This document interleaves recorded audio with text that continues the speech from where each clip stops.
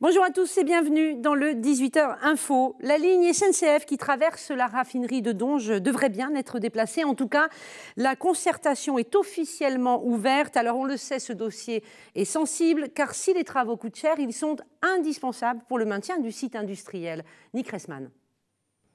En plein milieu de la raffinerie de Donges, la voie ferrée, empruntée par les TER Nantes-Saint-Nazaire, des TGV et des trains de fret. La gare de la commune se trouve sur le site du géant pétrolier. Une situation malheureuse qui n'est pas sans risque. Pour trouver une solution, le préfet des Pays de la Loire a réuni Total, la SNCF et les collectivités locales autour de la table. Ce qui était important hier, c'est que d'une seule voix, tous les acteurs présents autour de la table valident le contournement de cette voie ferrée. Délimité par la Loire au sud, le contournement de la raffinerie ne sera possible qu'au nord, entre le site industriel et le bourg de Donges, mais le tracé définitif reste un point sensible. Autre point sensible, le financement, estimé entre 120 et 200 millions d'euros. Un accord sur la répartition entre l'État, les collectivités locales et Total devrait être trouvé d'ici novembre. Premier objectif du contournement, augmenter la sécurité, mais il y a aussi des enjeux économiques. C'est aussi une façon de conforter la raffinerie de Donges sur plusieurs années, puisque ça lui permettra d'envisager des développements futurs. Donc c'est aussi un projet qui peut être accompagnateur d'emploi. Aujourd'hui, la raffinerie emploie 680 personnes, produisant plus de 10 millions de tonnes de carburant par an. C'est ce qu'on appelle une opération coup de poing contre le travail illégal, le travail au noir. Et c'était samedi dernier, une opération menée par la Direction régionale du travail qui a mené une vague de contrôles sur des chantiers du bâtiment. Bilan, 25 chantiers contrôlés, y compris chez des particuliers, et 5 infractions constatées.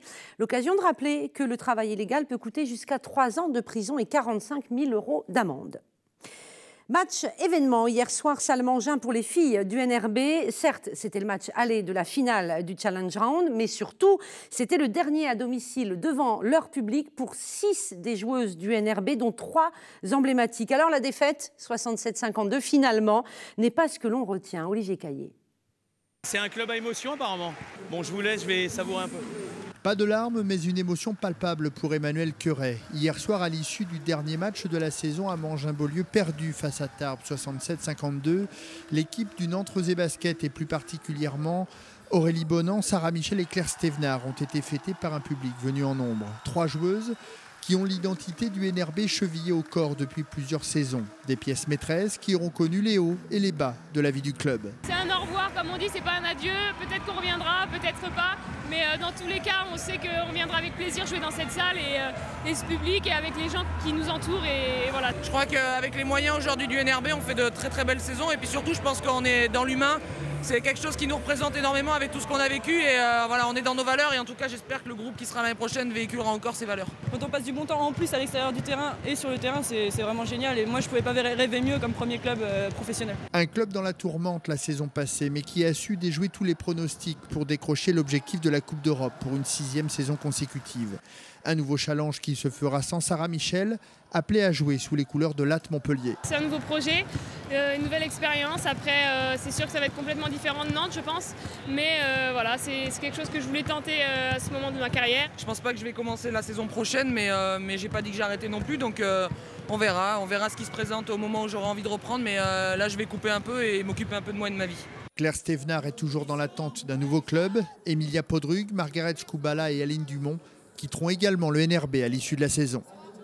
Et on va terminer ce journal une fois de plus avec de belles images ensoleillées. C'était le carnaval des enfants aujourd'hui. C'était cet après-midi dans le centre-ville de Nantes, sous le soleil et évidemment sous les yeux ébahis des petits. Il y avait les chars, il y avait les fanfares, il y avait également les confettis. Le roi carnaval aussi, Alan Simon, qui était là.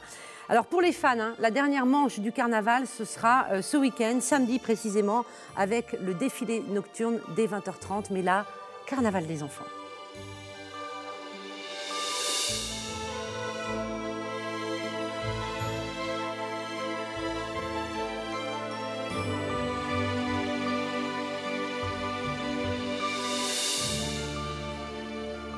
Voilà le carnaval des enfants filmé par Yannick Lenné. Merci de nous avoir suivis. On se retrouve aussi sur telenantes.com. Bonne soirée.